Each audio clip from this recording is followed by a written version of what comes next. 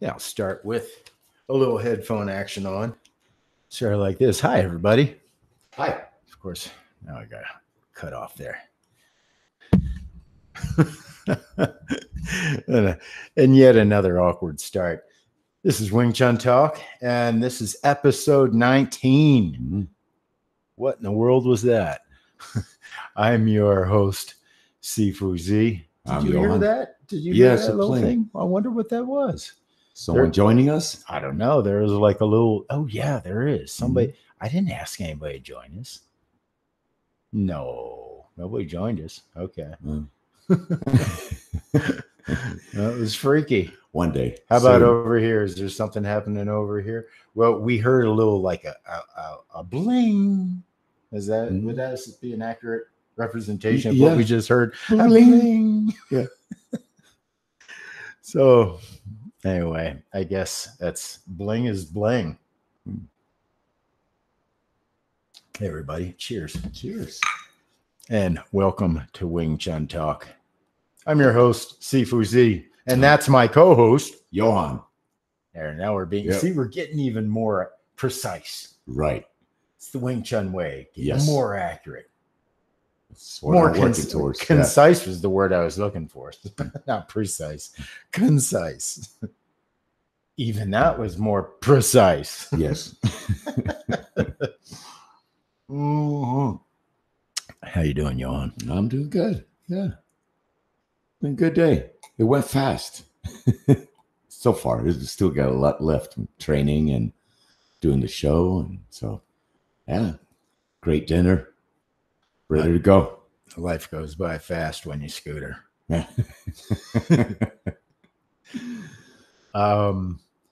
You know, I don't know if you noticed this because we kind of rushed to, we rushed and we're late. We're about 10, 11 minutes late, but that's okay.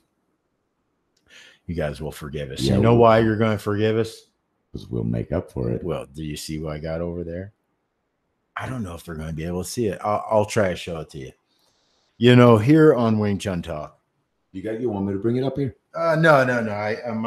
My cord's longer. Here we go. All right, you guys ready? Yeah.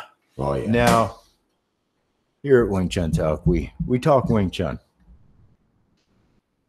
and we also do reviews on stuff that we use in our Wing Chun practice. Now, some of it is pretty direct, like training gear, stuff like that. Shirts, uniforms. But then we also have gear that we have all the stuff listed on our site, but we have gear, also AV gear, essentially audio visual gear. So lighting, audio gear, and all of that. And we, if it passes scrutiny, then we keep it, we use it, and we also review it, and we also offer it for you guys to buy in the event that you need the same things. In general, if you're going to train online, which essentially all learning will probably revert to, or not revert, resort to online instruction. It's just the times right now. Yeah. And hopefully that will change. But I think that I've heard some people say this is sort of like a good drill. Yeah, that's what I heard today for the first time. Yeah. And the drill is in general, even post pandemic, because of so many things, we want to always practice being clean, being hygienic, social distancing, using such techniques that have become popular through the pandemic, but have always existed with Wing Chun. It existed. Social distance. You know who were the kings and queens of social distancing? Prior to this? No. Yeah, all of the kings and queens, right? Well, in specific, the Hawaiian kings and queens. If they had a rule, if your shadow fell upon the king or the queen, they'd kill you. Right, because the disease was brought in to Hawaii, right? Isn't that what happened? Cook? I'm not quite sure that was the reason, but it certainly works out that way. Sometimes people do things intuitively, right? So that very well could have been reasoning behind that, although I thought it was more of a royalty kind of a thing and just hardcore rules. So yeah, we talk Wing Chun, and we're going to do another episode, hopefully, if we have time. We're going to rush through stuff today. We're going to do an episode of OPWC, and that means other people's Wing Chun. Yeah, we're going to check out other people's Wing Chun, see what has been put up today regarding Wing Chun, and then tell you what we think about it. And but the reviews, back to that. I know I'm jumping around a little bit here, but it's all connected. Keep up. Yes, it is. It's connected. It's connected. There are certain things that I have felt that are sort of Wing Chun in definition, meaning just simple but profound. These simple and profound first principle sort of inventions, An example would be the Victrola, right? You wind it up, you put a disc on there, it plays music, boom. How do you get more elegant than that? After that, then you got wires and you plug it in and you hook up the speakers and You ever have a Victrola? It's with the big with the horn and you wind it up. Yeah. Love those things. I've had a couple of them in my lifetime. Oh, really? Yeah. No, I've never seen one in person. I had a beautiful one that was, I don't have it anymore, but God, I love those things. I should just buy another one, damn it. Well, later. Yeah. The problem with things is you got to put them somewhere. But that's a great example of simplicity and elegance and design. And for a while, I was toting, and I still do to a degree, the carve board, which is a skateboard, which I think the skateboard is one of the greatest inventions ever. But a skateboard with a floating front truck. So it not only had the trucks that move this way, but they also move this way. And then some people use them on the front and back trucks. And it makes it feel like a surfboard, like you're surfing. It's more of a surfboard kind of action than it is skateboard. And I love those. No, I never tried. I love those. If I had brought it, you'd probably love it too. It's a great thing. Now, I got turned on to scooters, electric scooters, out on the street, the rental kind. And then Johan and I both kind of got addicted immediately to the scooter. It was just such an elegant and simple idea and concept, and it works. Yeah, simple. It works. Yeah, you could stand up, great posture. Yeah, it's fun, free, easy. Bring it in with you to any store if you like. Just you roll it in there and go on a quick errand. It's great.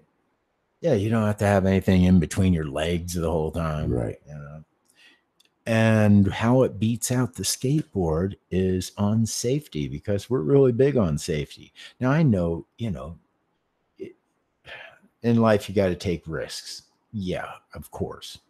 Right. We do martial arts. We know all about that. But unnecessary risks, that's, you calculate those risks and you make sure you come out. You mostly will come out on top. Of course, there's, just walking down the street, you have risk. Right. But as far as, a guy that's, I'm getting up there in age, and But even if it weren't for that, we have the COVID epidemic. We've got the reality of, do you want to go into a hospital for anything?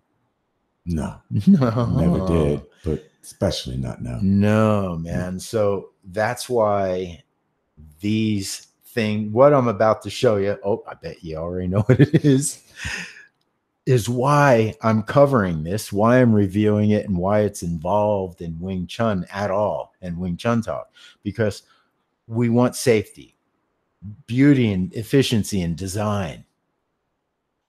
And I think the scooter, well, the electric scooter is great, but the problem with that is, well, they're kind of expensive. Although, you can get one for about $250. That's not bad.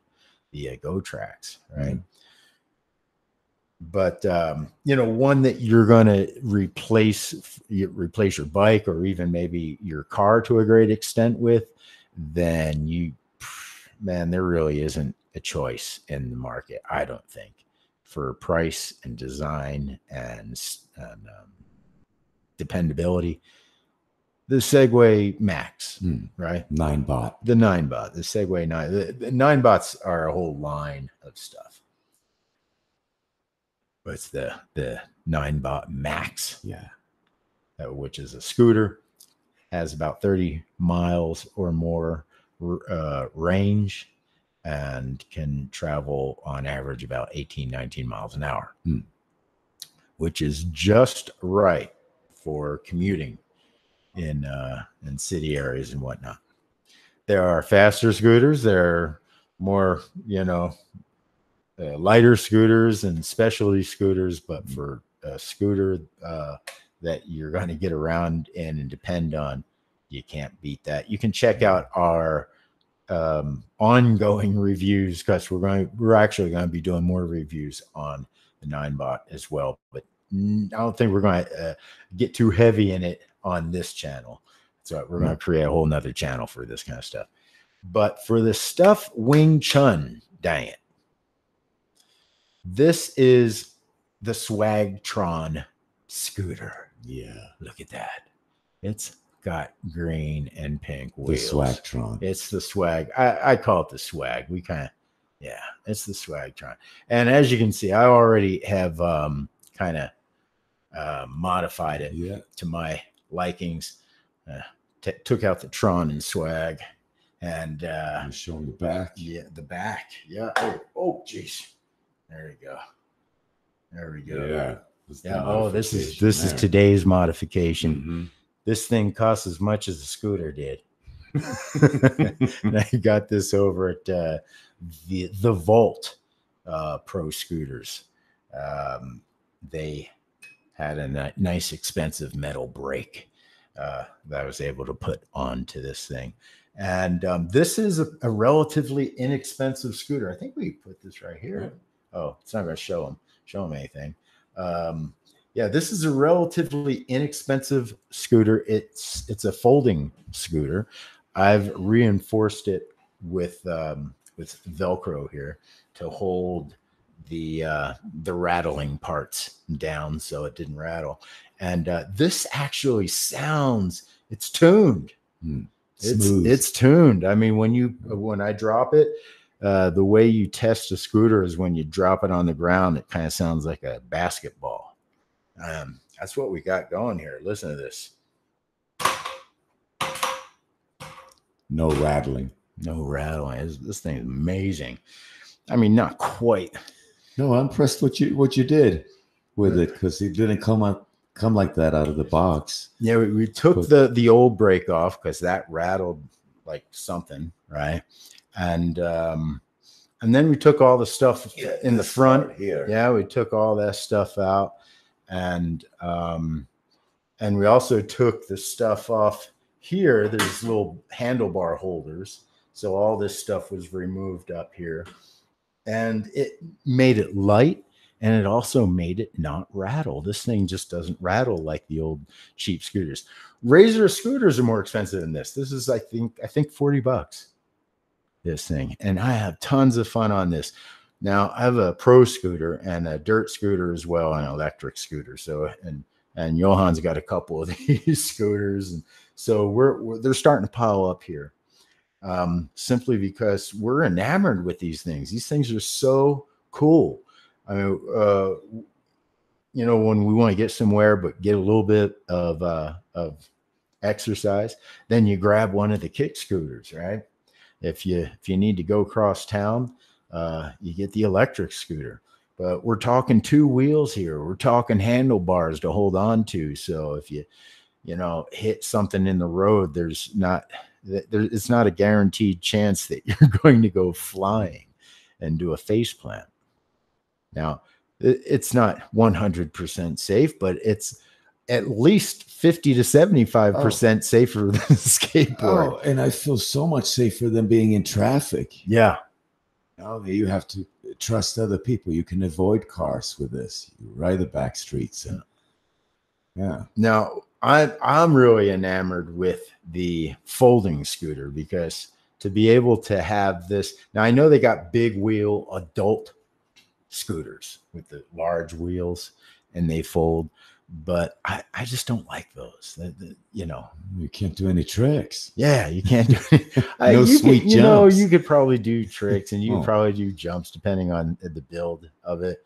But, you know, I just like the efficiency of these wheels. They're polyurethane wheels. They're not going to bust, right? They're not going to go flat. That's huge. Yeah, and they're just big enough that you're able to ride on most concrete surfaces. Yeah. So if you can take the time to just tighten things up and get rid of things and kind of put a new brake on this thing, with a new brake and this altogether, $80 still. $80. This is still the cheapest of all the scooters that we have.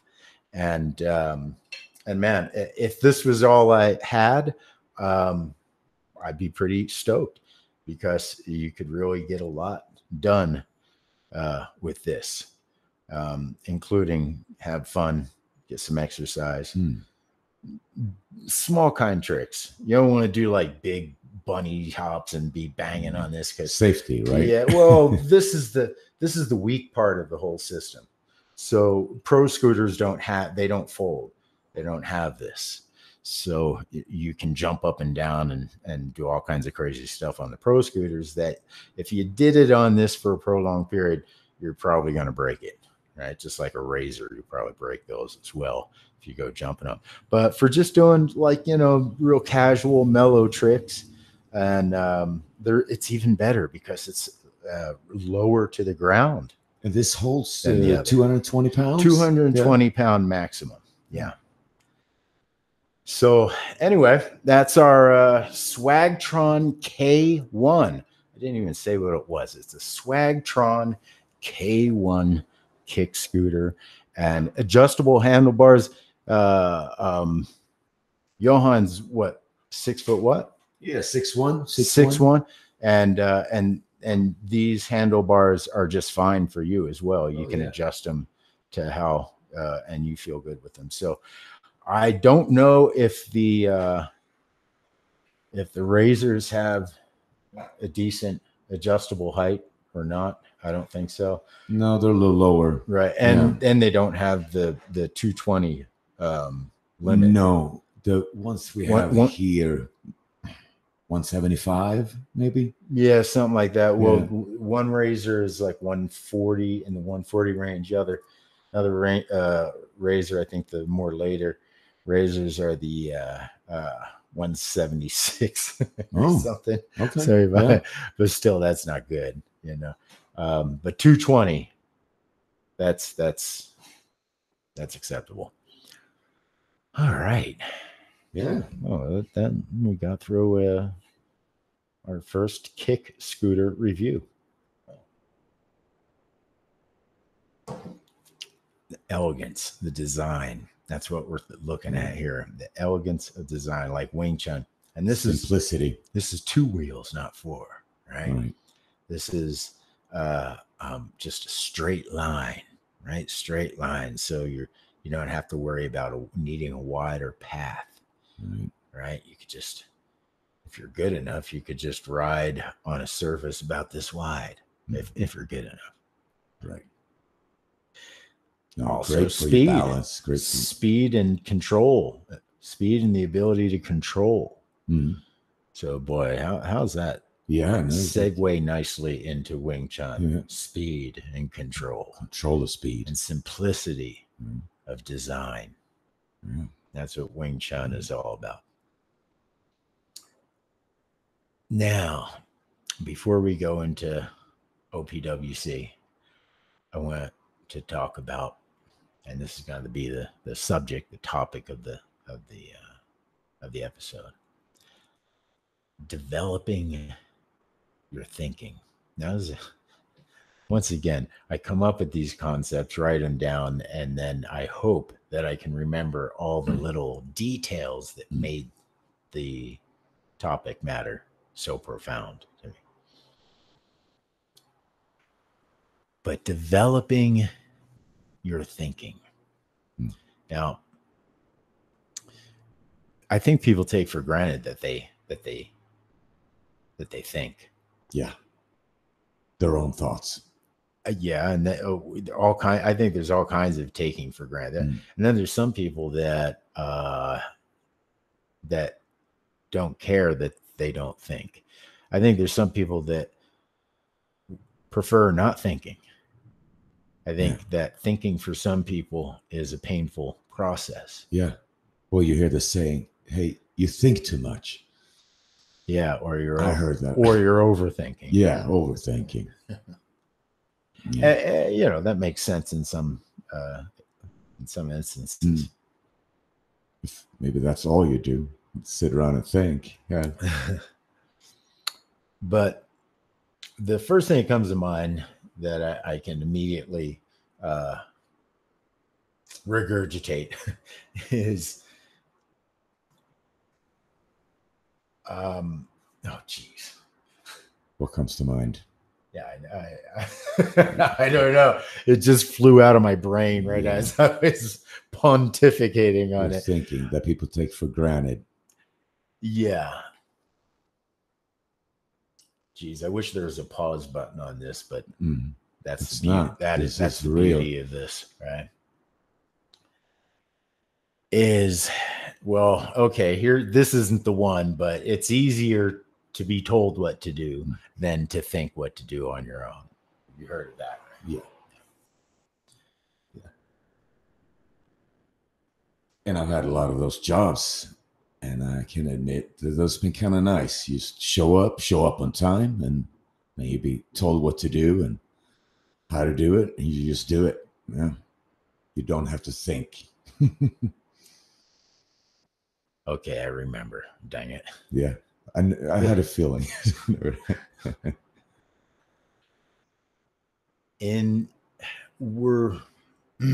How do we say this? Not for me as an instructor. I'm not trying to get people and trying to tell them what to think. Yeah. The whole lesson plan is to teach you how to think on your own. And so that's one of those things that people take for granted. They think that they know how to think. They know how to think on their own. They're making their own decisions. Now, it's quite evident, I think, in modern times that this is not so. We could go into the deep end of this, which is free will. Discussions on free will. How much do we really, have control of and whatnot? But I don't mean to go that deep here. It's simply developing your thinking so that you actually have considered something using your own experience, using your own thoughts, your own experiences, essentially. And then this allows you to pin your thinking against what else is out there. Okay, I think I'm getting it now. Yeah. I think I'm on track. You may find that, oh, hold on, that's not original thinking. Everybody thinks that way. So we all must have heard this somewhere, or we all have a very true experience that we all have the same outcome or whatever. Mm. But in any case, developing your own thinking is critical, and not assuming that you do your own thinking, because it's very hard to do your own thinking. We come out of the industrial age where we've got manufactured consent that has taken full grasp, and now that's evolved to self-manufactured consent. In other words, we think that we're making these choices when really we've just been herded into gate A or gate B. And this is, I think, becoming more and more evident, and we don't have to worry so much about it being part of conspiracy theory when we talk about this kind of stuff. Developing your own thinking is very important, because as symbiotic creatures, we depend on good communication regarding other people's experiences. That's how we've been able to get to where we are, right? The dominant species on the planet, right? Right. Sure didn't do it with our wings or our feathers or our gills or our fur. We did it with our brains and our communication skills. Yeah. Societies have come and gone due to communication and or lack of communication or disinformation. Yeah. Developing your own thinking is so critical in having a progressive society, because you can then I only have eyes in the front of my face. If I have a pair of eyes that are over there that I can depend upon, then that really helps me out a lot. If I have a set of eyes over there and over there that I can depend upon, that even helps me out more. But only if they communicate and they're relaying what they're seeing in a true manner. So now that metaphor can only go so far. Let me take this another direction. Whereas we're all looking at something, I only have a limited experience on this, but your limited experience from looking at it over there, and that person's limited experience from looking at it from over there, and all of you communicating gives all of us a much better understanding of what that thing is. Yeah. Absolutely. But if everybody regurgitates just what was taught to them about this, what was told to them about whatever it is, and then your perspective is, it's a white cup. What about you? Yeah, it's a white cup. How about you? It's a white cup. How about you? It's a white cup. You mean nobody looked at the hula girl on there? See? I hope that makes more sense. I hope that metaphor carries through better. We need to develop our own thinking in order to communicate a unique perspective. Now, again, there's a lot of people out there that might be offended by that and think that they have a unique perspective. Oh, yeah. I remember when I was a kid, I like Kiss. Oh, the band. Yeah, I like the band Kiss. I hate them now, but yeah, I like the band Kiss. Actually, I probably still like those some like the old songs. Yeah. But in general, I'm not a Kiss fan. But back then, boy, did I like Kiss. Yeah, Detroit Rock City. Yeah, and you know what I thought? I thought I was the most unique kid. I liked long hair and flannel shirts. I was so unique. I remember a girl telling me she thought I was really unique because one day I painted my fingernails black or something, Yeah, not unique.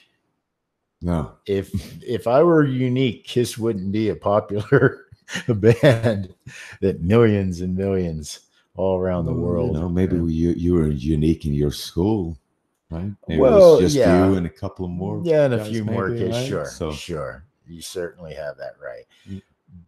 But what I'm trying to get across is that as an adult now, you look back at and you weren't unique. Yeah, sure. I mean, it's very subjective as to how you want to frame yourself as unique. And I think that that's how it is in the world, is that, I don't know, maybe some people don't care about being unique, but that strikes me as odd. Right? Yeah. I would think that people would, well, even if you don't care, it's important, because having a unique perspective and communicating life through your true experience is so valuable, right? Yeah. But often we get that turns into some mystical thing, right? But you want to stay true to yourself. I think it's all about you. You think you have your unique thoughts, but it's more to fit in, maybe at a certain social status or be part of a group where you might be expected to think a certain way, or you can't be a part of it. Yeah. So, and developing your thinking, having your own way of thinking doesn't mean that you don't listen to other people. On the contrary, it allows you to listen to other people and have something unique to offer in perspective, or gives you a point at which to start understanding something more. This is how I understand it, and then I'm going to listen to how you understand it and how you understand it. Now, which of those seem most precise, right? Most accurate? That's the word I'm looking for.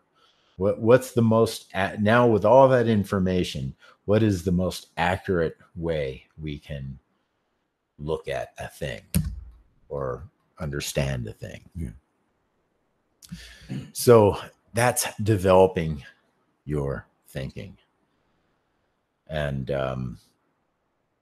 again, it's, as an instructor, what I'm trying to do is get you how to think, not how to think like me either, how to think Wing Chun. I would not want you to think like me. I got a twisted brain. So yeah, you don't want to think like me. You just want to take the advice that I have, or the information that I have that's allowed me to survive myself by way of being able to think Wing Chun. Okay, we're probably going to go deeper into that, but I want to get into OPWC. And boy, so that's why I don't like being late for these things, because they go by quick. We got 15 minutes left for it. Right. So we'll see what we can find. Yeah, let's see what we can find. Hopefully we'll stay connected, because sometimes when we present, we get knocked out. If we do, I'll try to connect quickly and resume. But that's why we do this at the end, because if we get disconnected, at least we got, the first bunch of segments in. All right. So bear with us right here while we open up our YouTube. Oh my goodness. And look at that. Yeah. There is the Wing Chun. You know, we still only have 24 subscriptions. Subscribers. Yeah, So if you could help us out, man, we'd really help, because without 100 subscribers, we can't even get a unique URL. So I can't even tell you where my Wing Chun page is, although Right. I'm sure if you look up Wing Chun Sifu Z on YouTube, you'll have no problem finding it. I do have links to it, by the way. If you just go to sifuz.com, then you can find everything. Yeah, which you should. Yeah. Anyway, you should start going there. sifuz.com. But if you're one of those kinds of folk like I am that really spends a lot of time on YouTube, and you just want to go right to YouTube, this is it. This is it. And we got tons.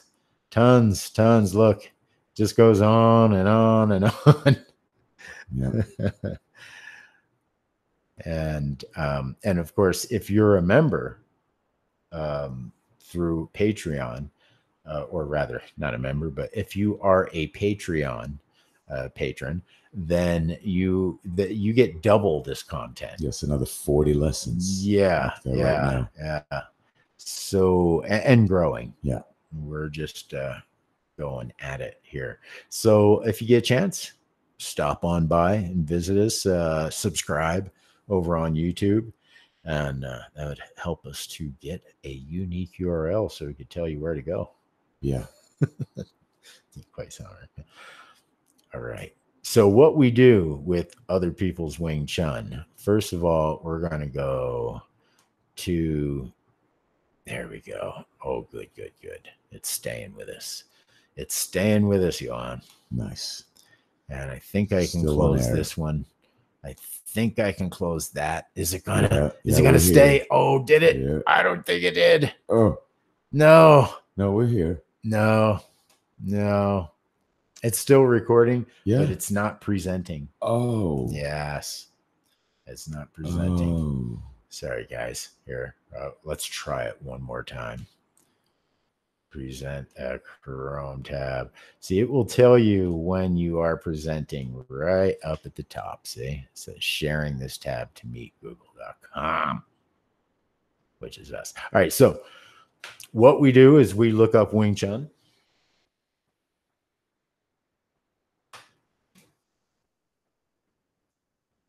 And then we filter that result and see what was put up today.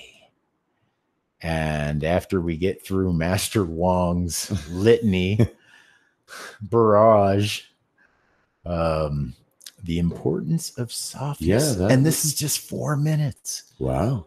By Sifu Tommy. He has a fun name. Anybody with an IE at the end of the name, that's a fun name. Yeah. You know, like if you wanted to have a fun name, you would be Yohani. Yeah.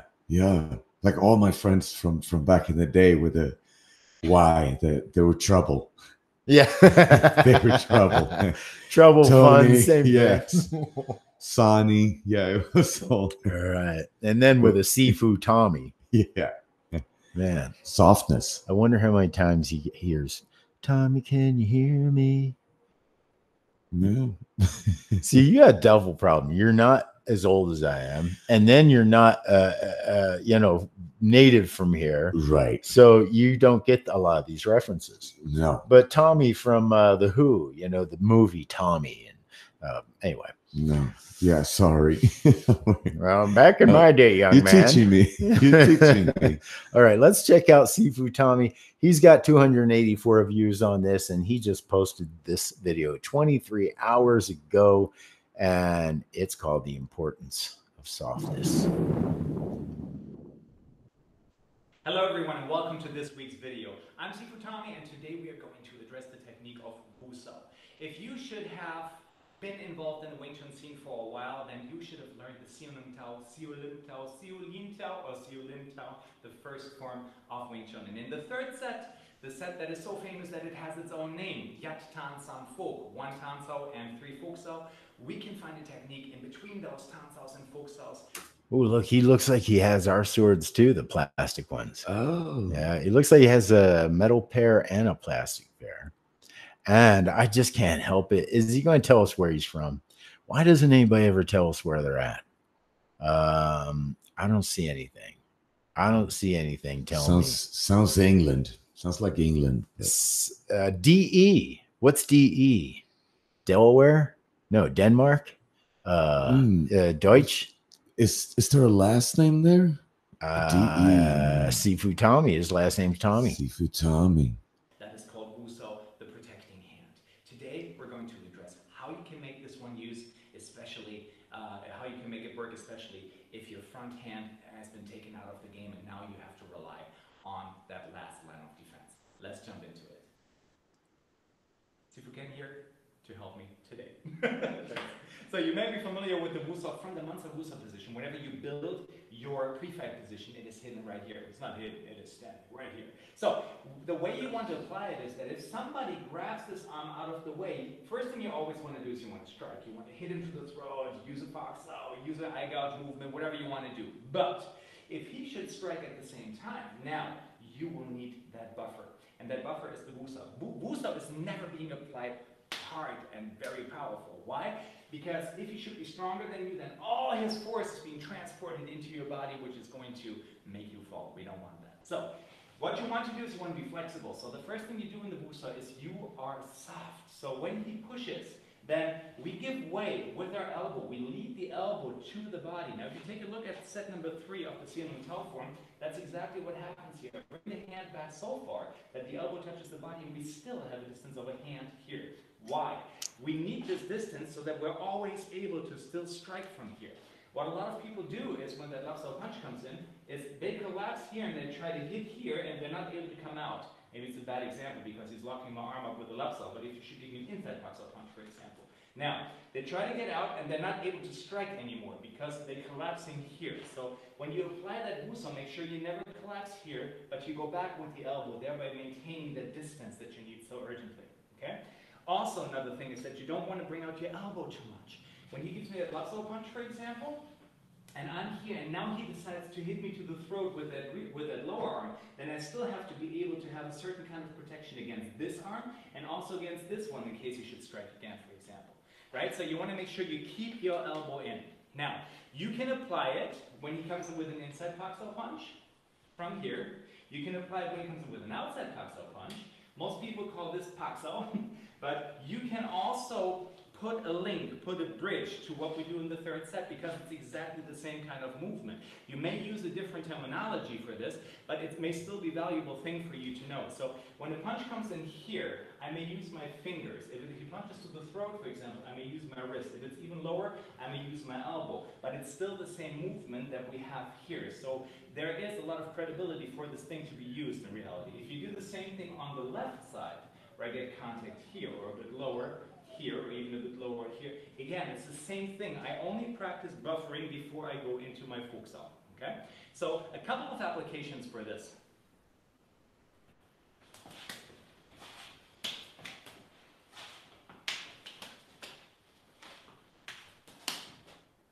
Let's take a look at it slowly. He applied a lapsal punch, and I went forward. I was trying to punch him. It didn't work, so I got out of the way. Then I used the lapsal and the tansal in order to get out of the way and finish the scenario here. The second impulse was an inside Paxel punch where I reacted with Wongsa and with Wusa and I turned, and my Wusa once again went into a lapsal so I could finish the scenario from here. The third equation looked like this. He gave me an outside Paxel and a punch in here, and I was able to apply it like this.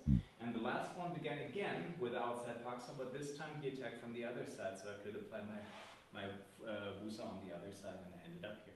Alright guys, let's wrap it up. I hope we were able to give you a little bit more understanding of what you can actually do with that magical technique, Wusa. And if you like what we do, as usual, check out the online academy at wt-online.com, and we will see you next week. Bye-bye. All right. What do you think? I think it's well, this is more of a Chi Sao segment, more like a drill.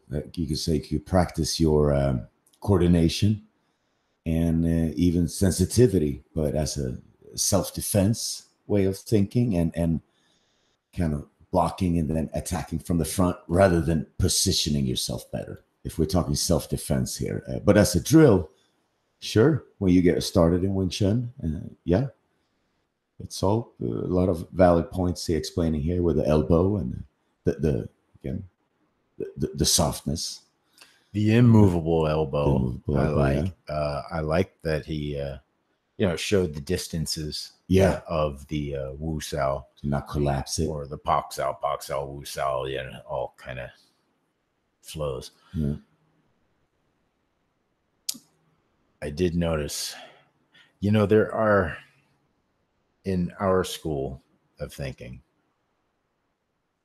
in the Sifu Z school, we've got 3 levels of Sifu. We got level 1, level 2, level 3. Level 3 is the highest level of Sifu that we imagine.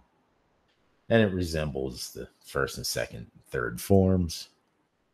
That really mimics level 1 is sequence. Level 2 is refinement. And level 3 application. Right. So it becomes, I like this system because it allows us to talk about this stuff a little bit more precisely. I would say on a level 1 instruction, level 1 Sifu, I would say it was pretty good. Yeah. Yep. Absolutely. Level 2 refinement, not so good.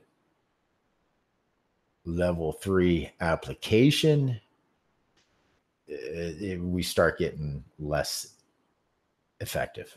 Right. What's being shown. Yeah. Right. Now, I know that there's a good chance that they were maybe only trying to show a level 1 kind of an introduction kind of a thing. Yeah. So I can certainly understand that and appreciate that. However, there are level 2 and level 3 things, critical things that are missing. I won't go into it. We don't have a lot of time actually, but the one thing that stuck out like a sore thumb was when he was instructing where his thumb was. Wing Chun is all about small details. And so for a Wing Chun person that's been doing this for a long time, for Wing Chun, that this just doesn't exist. Right. This thumb, you don't let that happen. You don't want someone to grab that. In your training, you glue that thumb, and that thumb is always there. Now, have I maybe made the mistake while instructing, have a thumb out? Maybe. Yeah, if you're injured, your thumb, you can't move it in for a short period, maybe for a short moment. But that I would say that was an immediate thought that I had was that thumb. You got to watch that thumb. And you taught us that the very first class, I remember, thumb in, because you don't want to develop a bad habit like that, because then it could be hard to get rid of it. Yeah. Even small detail, but it's so quick. And I've seen it. I've seen people in fights and altercation out where one guy just grabbed the thumb. Maybe someone was pointing at someone in the chest and boom. Yeah. The finger. You've thumb. Worked as a bouncer, right? Yeah. So you're familiar with a lot of these. Yeah. These things. Common trick. Yeah. Or attack. This is the second video in a row now that we've looked at that talked about the immovable elbow, but didn't stress the term immovable elbow. And it really is a universal concept within all Wing Chun schools. I don't think there's any Wing Chun school says, get your elbows out away from your center. But really having